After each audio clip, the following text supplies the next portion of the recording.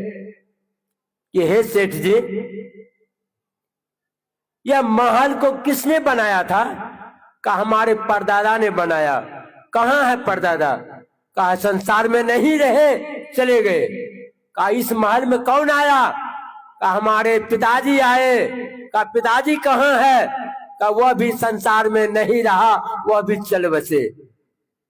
कहा हे सेठ जी, अभी इस महल में कौन है? कहा हम रहते हैं। कहा सेठ जी, तुम भी एक दिन इसी तरह चले जाओगे।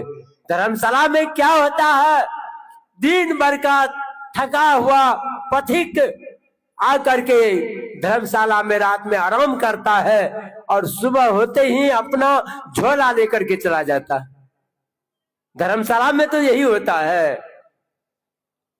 आपका दादा आया चला गया, परदादा आया चला गया, पिताजी आए चले गए। हे सेठ जी, तुम भी इसी तरह से चले जाओगे। यह महल जो है, जिसको तुम अपना महल जान कहते हो, यह महल तुम्हारा नहीं है, यह धर्मशाला है। एक न एक दिन इसको खाली करके जाना होगा। देखिए, ऐसे पहुंचे हुए संत दत्तात्रेय जी महाराज थे।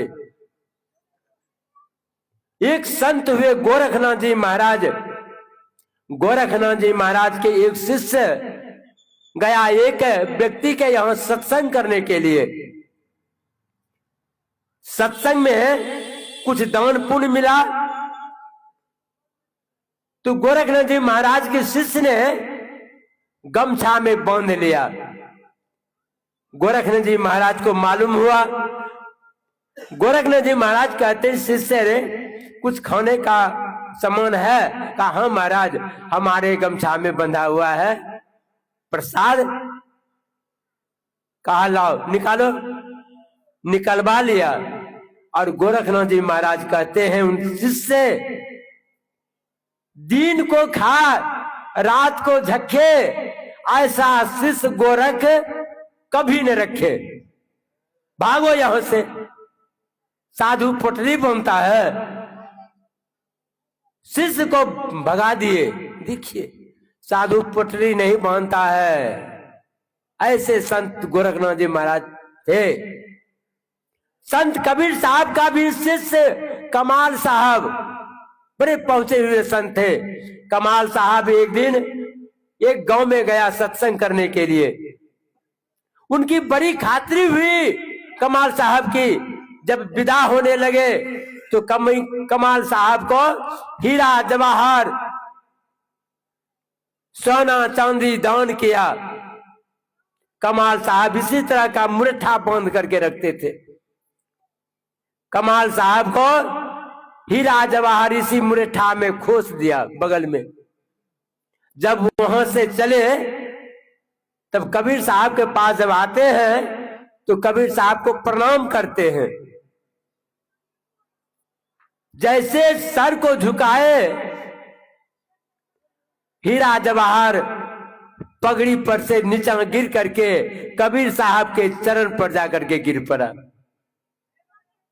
कबीर साहब जो देखा, कमाल साहब को कहते हैं, बुरा वंश कबीर का उपजा पुत्र कमाल, राम नाम के बेची के घर में लाया माल।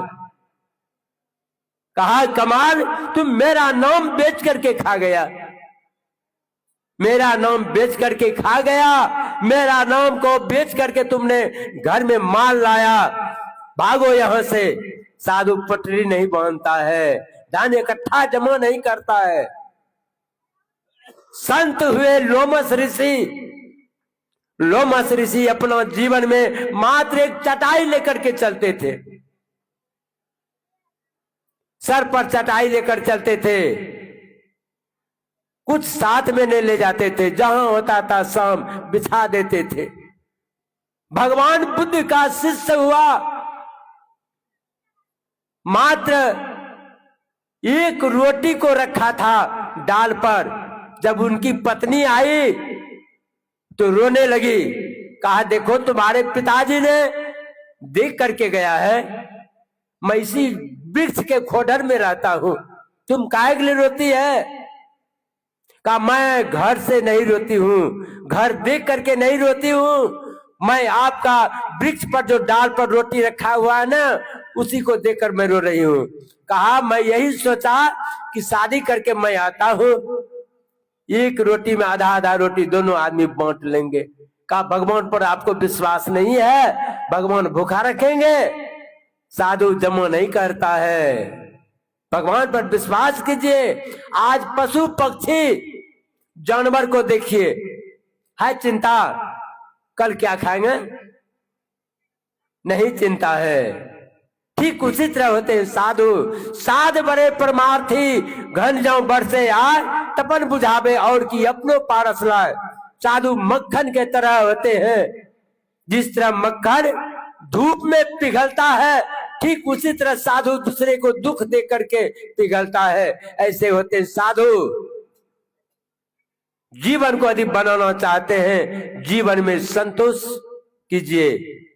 इसलिए भगवान राम ने सबरी को कहा, आठम यथा लाभ संतोषा, सपना हूं नहीं देखई प्रदोषा। ये सबरी आठवां भक्ति जो है, जो लाभ हो उसी में संतोष करना चाहिए। स्वामी विवेकानंद अपने जीवन में 50 गुरु किए थे। जिसको गुरु बनाते थे उसको पूछते थे, क्या परमात्मा का दर्शन हुआ है आपको? कहते थे नहीं, त्याग देते थे। जिस तरह से कबीर साहब ने कहा, झूठे गुरु के पक्ष को तजत न कीजिए बार, द्वार न पावे शब्द का भटके बारंबार। यदि गलत गुरु नजर में आ जाए, जो भेद शब्द भेद नहीं बता सके, कबीर साहब ने कहा ऐसे गुरु को त्याग देना चाहिए। इस तरह से संत स्वामी विवेकानंद जी अपने जीवन में 50 गुरु किए, 49 गुरु को छोड़ दिए। 50वां गुरु में संत रामकृष्ण परमहंस जी महाराज का दर्शन हुआ था। उनके मित्र ने कहा कि मित्र, आज हमारे यहाँ एक बड़े महान संत आ रहे हैं, आपको जाना है? कहा साधु झूठा प्रचार करता है, यदि परमात्मा रहता मुझे दर्शन देता, परमात्मा कहीं नहीं है। बहुत प्रयास के बाद स्वामी विवेकानंद जी, जिसका नाम बचपन का नाम नरेंद्र था, पहुंचा। एक भजन गाया, रामकृष्ण परमहंस जी महाराज का आंसू का धारा बहने लगे। रामकृष्ण परमहंस जी महाराज ने कहा, नरेंद्र इतना दिन से कहां था? मैं तुम्हारा बहुत दिनों से इंतजार कर रहा था। नरेंद्र ने कहा, हे महात्मा जी, यदि मेरा भजन आपको अच्छा लगा, मैं आपको धन्यवाद देता हूं, लेकिन आपका जो कहिएगा मेरा चेला बन जाएगा, मैं आपका चेला बनने वाला नहीं हूं। कहा, नरेंद्र सही पूछो, तुम्हारा बहुत दिन से मैं इंतजार कर रहा था। कहा, अच्छा एक बात बताइए बाबा, आप परमात्मा को देखे हैं? रामकृष्ण परमहंस जी महाराज ने कहा, नरेंद्र जितना दूर में तुम हमसे गप करता है ना, उससे और नजदीक में हम परमात्मा को देखता हूं। कहा, क्या हमको दर्शन करवा दीजिएगा? कहा, अवश्य करा देंगे, तुम आंख बंद करो। आंख बंद किया, जैसे सर पर हाथ रखा, आत्म दृष्टि खुल गया, परमात्मा का दर्शन हो गया नरेंद्र को। और वही रामकृष्ण परमहंस जी महाराज ने कहा, नरेंद्र आज दिन से तुम्हारा नाम नरेंद्र बदल करके आज दिन से तुम्हारा नाम स्वामी विवेकानंद रहा, और तुम संसार में देश विदेश जाकर तुम प्रचार प्रसार कर सकते हो। ऐसे महान संत विदेश गए प्रचार करने के लिए शिकागो शहर, और शिकागो शहर में जाकर के इन्होंने एकमात्र गेरवा वस्त्र पुतला पहना हुआ, एक कुर्ता सर पर मुरेठा बंधे हुए विदेश गया प्रचार करने के लिए। जब इनका शरीर देखा, विचित्र पोशाक पहना हुआ, तो शिकागो वासी को बड़ा आश्चर्य हुआ कि भारत का संत पुतला पहन करके मंच पर चढ़ गया। क्या बोलेगा? हमारे देश को यह बेइज्जती करेगा। इनको समय नहीं दिया जाए, समय नहीं दिया। बहुत प्रयास के बाद इनका समय मात्र 5 मिनट मिला था, जिस पर 0 पर बोलने के लिए कहा था। तो 0 पे इन्होंने बोला विदेशी भाषा, विदेशों में इंग्लिश का उपचार होता है, अंग्रेजी भाषा का उपचार होता है। तो विदेश में इन्होंने कहा था कि respected brothers, respected mothers and sisters, I have you stand up please America. हे अमेरिका के माताओं बहनों, कृपया मेरी ओर सुनिए। इतना ही कहा कि शिकागो वासी इतना खुशी हुआ कि हमारे देश में आकर के हमारी भाषा में और माता और बहन करके पुकार किया। बहुत जोरों से ताली बजी, धन्यवाद दिया और कहा this world can from the zero and at last involve into the zero. यह संसार 0 से बना है और 0 में ही आकर समा गया है। बड़ा धन्यवाद दिया वहां के वासी ने। एक माता उठ करके स्वामी विवेकानंद जी से कहते हैं, हे स्वामी जी, मैं आपसे शादी करना चाहती हूँ। कहा सुनो, मैं साधु हूँ, तुम शादी करना क्यों चाहती है? कहा स्वामी जी, मैं आपसे पुत्र पैदा करना चाहती हूँ, आपके तरफ पुत्र पैदा करना चाहती हूँ जो कि शिकागो शहर में नाम रोशन करे। कहा पुत्र की जरूरी है, पात्र की जरूरी नहीं है, पुत्र चाहिए ना। हमारा ऐसा बेटा मिलेगा कि नहीं मिलेगा है पता? कोई पता नहीं है। साधु के घर में चोर भी जन्म लेता है और चोर के घर में साधु भी जन्म लेता है। कोई पता नहीं है हमारा ऐसा बेटा होगा कि नहीं होगा। हे माता, मैं तुम्हारे गोद में बैठ जाता हूँ, तुम मुझे पुत्र मान लो और मैं तुम्हें मां मान लेता हूँ। हो तो गया पुत्र, पात्र की जरूरी नहीं है। स्वामी विवेकानंद जी ने कहा we need such education in which are character it formed the power of the mind increases the intellectual develop and the man can stand on his feet। Swami Vivekananda ने कहा, हे ईश्वर, मुझे ऐसी शिक्षा दीजिए जिसमें चरित्र का बोध हो, बुद्धि का विकास हो, मन की शक्ति बढ़े और मनुष्य अपने पैरों पर खड़ा हो सके। कभी भगवान से प्रार्थना नहीं किया कि हे परमात्मा, मुझे ऐसा ज्ञान हो, शिक्षा मुझे ऐसी मिले।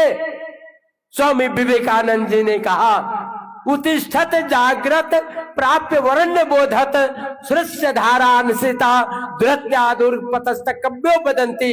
हे विद्याग्रस्त लोगों, उठो, अज्ञान निंदा से जागो और श्रेष्ठ पुरुषों के समीप जाकर के ज्ञान प्राप्त करो। जिस तरह छुरे की धार तीक्ष्ण और दुस्तर होती है, तत्व ज्ञानी लोग इस मार्ग को वैसा दुर्गम बताते हैं। बड़ी कठिन मार्ग है। एक आसन से बैठना साधारण बात नहीं है। 5-5 घंटा 10-10 घंटा साधु महात्मा भी एक आसन से बैठे रह जाते हैं।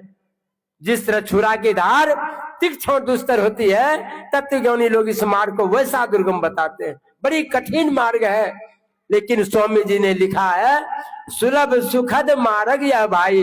कहे भाई, यह रास्ता बड़ी सुलभ है, सुखदायक मार्ग है। जो इस रास्ता पर चल गया है, चढ़ गया है, उसके लिए सुलभ है। जो इस रास्ता का मार्ग नहीं जानता है, उसके लिए कठिन मार्ग है। इसलिए भगवान शिव ने कहा बिंदुनाद महालिंगम शिव शक्ति निकेतनम देहं शिवालयं प्रोक्तं सिद्धिदं सर्वदेहिनाम। बिंदुनाद महालिंग है, शिव जी का यह घर है। एक साधारण पत्थर ईटा का बना हुआ मंदिर कितना पवित्र है। उस मंदिर में जाकर के आप पवित्र बन करके पूजा करते हैं। अब भगवान शिव का बनाया हुआ ये 3.5 हाथ का मंदिर है, जिस मंदिर में भगवान शिव पार्वती विराजमान रहते हैं। हृदय चक्र में माता पार्वती और शिव का विराजमान है इस शरीर के अंदर में। अब उसके अंदर में आप क्या करते हैं? गांजा पीते हैं, दारू पीते हैं। भगवान शिव जी इस शरीर के अंदर कभी मिलेंगे? नहीं मिलेगा। डॉक्टर लोग देखते हैं ना, एक्सरे करके अल्ट्रासाउंड करके शरीर से बीमारी निकाल लेता है, लेकिन इस शरीर के अंदर में परमात्मा है। कीजिए अल्ट्रासाउंड, एक्सरे, ईसीजी जांच कीजिए, भगवान का पता कीजिए तो पता नहीं लगेगा। पता लगेगा तब जब आप ध्यान साधना करेंगे, तब परमात्मा का पता लगेगा। इसलिए जीवन को बनाने के लिए इस शरीर को पवित्र करना पड़ेगा। बिंदुनाद महालिंगम विष्णु लक्ष्मी निकेतनम दहंग विष्णालय प्रोक्तंग सिद्धिदंग सर्वदेहिनम। कहा बिंदुनाद महालिंग है, विष्णु और लक्ष्मी का घर है। कितना देवी देवता आपके अंदर में है, गिनती नहीं है। जिसको आप कहते हैं 33 करोड़ देवता आपके हृदय में है। संत कबीर साहब ने लिखा है, देहस्था सर्व विद्या स देहस्था सर्व देवता देहस्था सर्व तीर्थानी गुरु वाक्य लभ्यते। इस शरीर के अंदर में सब विद्या है, सब देवता है। 33 करोड़ देवता का स्थान आपके अंदर में है। आप कहाँ भटक रहे हैं? अरे मुझको कहाँ ढूंढे रे बंदे, मैं हूँ तेरे पास में। न मैं काशी, न मैं मथुरा, न हरिद्वार कैलाश में, मुझको कहाँ ढूंढे रे बंदे, मैं हूँ तेरे पास में। कहाँ ढूंढ रहे हो? कहीं परमात्मा नहीं है। परमात्मा है तो मनुष्य के हृदय में है, कहीं बाहर नहीं है परमात्मा। संत कबीर साहब के वाणी में सुने, अब तू भूले को घर लावे, सो जन मुझको भावे। घर में जोग भोग घरी ही में, घर तजी बन न जावे। बन के गए कल्पना उपजे, तब दो कहाँ समावे। अब दो भूले को घर लावे। कबीर साहब कहते हैं, जो भटका हुआ है उसको समझा बुझा करके आप अपने घर में लाइए और घर में जुक्ति जान करके भक्ति कीजिए। कहीं बाहर में भक्ति नहीं होगा। एक महात्मा जी मन में सोचा कि घर में भक्ति नहीं कर पाते हैं, परिवार में घर छोड़ करके कहीं जंगल जा करके भक्ति करेंगे तब भक्ति पूरा होगा। घर में बाल बच्चा के साथ में भक्ति नहीं होता है। महात्मा जी घर त्याग करके चले गए जंगल में। और जंगल में जब गए ना, कुटी बना करके रहने लगा। कुछ दिन ही हुआ कि उसके कुटी में बहुत सारे चूहा फैल गया। अब महात्मा जी परेशान होने लगा चूहा से। अब महात्मा जी मन में सोचा, आदि दबा दे करके चूहा को मारते हैं, जीव हत्या होता है, पाप लगता है। महात्मा जी मन में सोचा, गांव में जाकर के एक तो बिल्ली उठा करके लाएंगे, पोसेंगे बिल्ली को और बिल्ली चूहा को खा जाएगी। काम भी बन जाएगा, हमरा भी कम हो जाएगा, पाप से बच जाएंगे। महात्मा जी गया, गांव से एक बिल्ली उठा करके ले आया, बिल्ली को पोसने लगा। कुछ ही दिनों में सारे बिल्ली ने चूहा को खा गया, खत्म हो गया चूहा। अब महात्मा जी मन में सोचा, अब बिल्ली को खिलाएंगे कौन सी? बिल्ली का सबसे प्रिय चीज दूध है। एगो गाय यदि पोस लेते हैं ना तो हम भी खाएंगे दूध, अब बिल्ली को भी पिलाएंगे। महात्मा जी एक गाय खरीद करके ले आया। अब महात्मा जी कुट्टी सानी, लाद में पानी, गोबर करसी, घास भूसा करने में महात्मा जी व्यस्त है। ध्यान भजन में कटौती होने लगा। मन में सोचने लगा कि अब ध्यान भजन में देखते हैं बाधा पड़ने लगा, इतना कम कपार पर हो गया ये गाय पोसने से। महात्मा जी क्या किया, मन में सोचा एक तो दासीन करके ले आवे ना, दासीन जो है ना घास भूसा करेगी और हम ध्यान भजन करेंगे। महात्मा जी एक तो दासीन करके ले आया। अब दासीन को रखने लगा महात्मा जी। अब दासीन घास भूसा करे, अपना ध्यान भजन करे। दासीन से 5-7 गो 8 गो बाल बच्चा जन्म ले लिया। अब जंगल में ढेर सारा घर बन गया, सब अपना अपना अलग हो गया, फर्क हो गया। बहुत सारा घर बन गया, टोला बन गया वहां पर। जिस कारण से आप घर को छोड़े वह झंझट लगले रह गया। घर में भेल खटपट, चल बाबाजी के मठ पर। बाबाजी के मठ पर मिले फक्का, सबसे बढ़िया घरे पक्का। अंत में विचार करता है महात्मा जी, इससे अच्छा घर में ही रह करके भक्ति करेंगे, वही अच्छा है, बाहर जाने की कोई जरूरी नहीं है। एक महात्मा जी मन में सोचा घर में भक्ति नहीं होता है। महात्मा जी घर से निकल गए। महात्मा जी घर से जब निकले ना, 40 बरस हो गया महात्मा जी को बाहर में, दाढ़ी केस बड़ा बड़ा हो गया। एक दिन गांव के व्यक्ति से मुलाकात हो गया, गांव के आदमी से मुलाकात हुआ ट्रेन पर चलते समय। तो महात्मा जी ने कहा, अरे भाई पहचानते हो तुम हमको? कहा, बाबा हम तो नहीं पहचानते हैं। कहा, मेरा नाम फलना नहीं है। अरे फलौने गांव में, फलौने घर के बगल में जो मेरा घर था, घर से जो भागा हुआ आज 40 साल हो गया, हम ही न हैं। तो वह व्यक्ति कहता, बाबा आप ही हैं? कहा, हम ही हैं। आज 40 वर्ष हो गया मेरा घर छोड़ा हुआ। कहो, अच्छा एक बात बताओ कि हमारा परिवार कैसे रहता है? परिवार, पत्नी कैसे रहती है, बाल बच्चा कैसे रहता है? समझिया पूछने लगा। तो वह व्यक्ति कहता, बाबा आपका परिवार तो खत्म हो गया, आज 10 बरस हो गया शरीर छोड़ा हुआ। यह जो सुना कि मेरा परिवार खत्म हो गया, 10 वर्ष हो गया, महात्मा जी कहते हैं, अच्छा बढ़िया हुआ माथा पर का बोझा हट गया। माथा पर का बोझा हट गया। इसका मतलब है 40 बरस तक आपके कपार पर बोझा था, आपका ध्यान घर पर था, माथा पर भारी बोझा लदा हुआ था। जिस दिन आपने सोच लिया कि मेरा पत्नी शरीर छोड़ दिया, आपने सोचा मन में, आज दिन से माथा का बोझा हट गया। नहीं मालूम था तो बोझा कपार पर था। कहने का तात्पर्य है, बाहर जाइएगा आपको चिंता सताएगी, आपका ध्यान नहीं होगा। इसलिए कबीर साहब ने कहा, घर में जोग भोग घर ही में, घर तज बनना जावे, बन के गए कल्पना उपजे, तब धौ कहाँ समावे। जंगल में चिंता सताएगा, कहाँ रहिएगा? तब वही जहाज पर का पक्षी को देखे हैं, समुद्री जहाज जब चलती है पानी में, तो समुद्री जहाज पर पक्षी उड़ करके सोचता है जहाज को छोड़ करके हम गांव जाएंगे, लेकिन चारों बगल वह भ्रमण करता है पक्षी। जब गांव घर नहीं मिलता है, फिर घूम करके वही जहाज पर आता है। तो वही जहाज एक ना एक दिन वह किनार लगा देता है, गांव पहुंच जाता है पक्षी। ठीक उसी तरह भटका हुआ मानव जब थक जाता है, कहीं परमात्मा नहीं मिलता है, तो भटक करके वह आकर के गुरु के चरण में आकर के वह फिर अपना शरीर को निछावर कर देता है। वह परमात्मा, उसका दर्शन हो जाता परमात्मा का।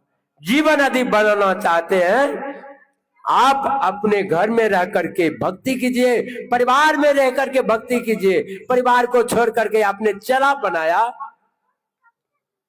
चेली को छोड़, बेटी को छोड़ करके आपने चेली को बनाया, क्या फायदा मिला है आपको? इससे अच्छा तो आपको घरेल पका था। इसलिए कबीर साहब ने कहा, घर में भेल खटपट, चल बाबाजी के मठ पर। बाबाजी के मठ पर मिले फक्का, सबसे बढ़िया घरे पक्का। अंत में जब दुख होता है तो भटक करके मनुष्य आकर के फिर इसी संत सदगुरु के शरण में आकर के जीवन उद्धार कर लेता है। मैं यही आप सबों के बीच में थोड़ा सा कहा। बोलिए प्रेम से श्री सदगुरु महाराज की जय।